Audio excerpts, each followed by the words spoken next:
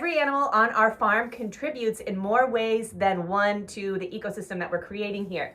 Our sheep obviously provide fiber that we send to a mill and they spin it into beautiful yarn for us, but sometimes that is going to be too dirty. And so the other thing we get from sheep is scrap wool. That scrap wool is so valuable in our growing spaces. This is a look at raw fleece. We just recently sheared our sheep. This is totally raw, unskirted, which means I haven't picked off the bad bits yet. Definitely before sending it to the mill, you can take the bad bits and you can use that as a topping mulch around your plants. And it takes about a year to degrade, and it helps to keep moisture retained into the soil and repel even some insects. But the other thing that's really cool about fleece is that if it's deemed unusable by our mill, they will turn it into pellets, and we can use that when planting new crops and even ornamentals into the gardens.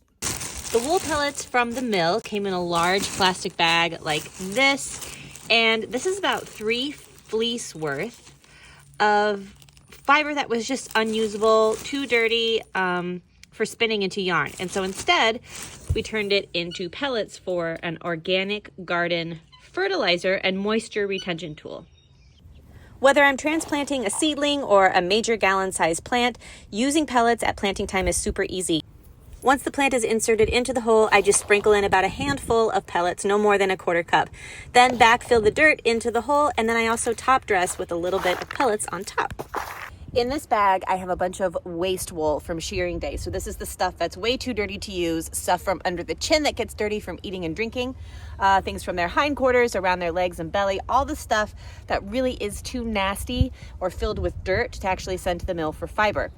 I take this wool and I use it in my garden spaces around my perennials. So we're talking things like blueberries, fruiting trees.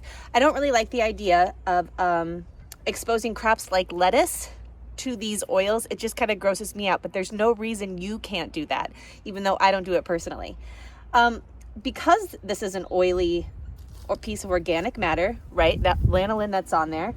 What ends up happening is some people say that it is great for repelling slugs and other pests in your growing spaces and in your gardens.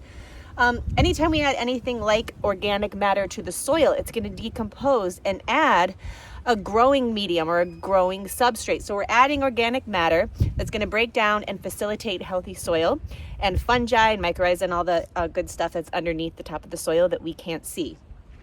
The other thing that this adds is nitrogen. As it slowly breaks down, this is going to release some trace minerals and also nitrogen into your soil. So you can also just add this to the compost and turn it, and it'll break down over time in your compost heap, especially if you're hot composting, and you can add nutrients from the wool that way, though you may not get the added benefit of the pest repellent from the oils that are on the wool's surface. Otherwise, just like any other mulch, the sheep's wool, when applied topically, is going to help to keep the soil cool. It's going to reduce your need to water. I think I read something that said in the Mediterranean, where this is used on soils, they have to water 30% less, which is a huge water saving opportunity. So scrap wool is a good thing. Let's get back to pellets.